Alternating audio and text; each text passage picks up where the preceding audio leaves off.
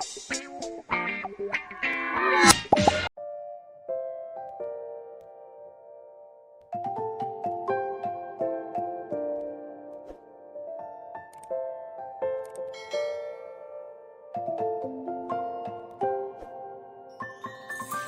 many places still undiscovered, but you're stuck in a blast of yesteryear.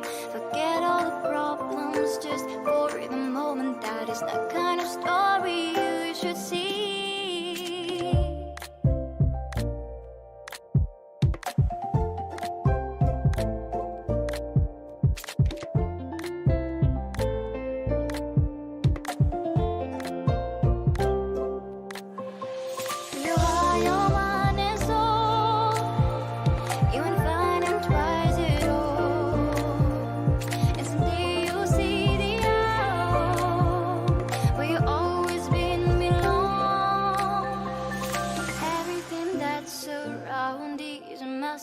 Just open the eyes of your own heart.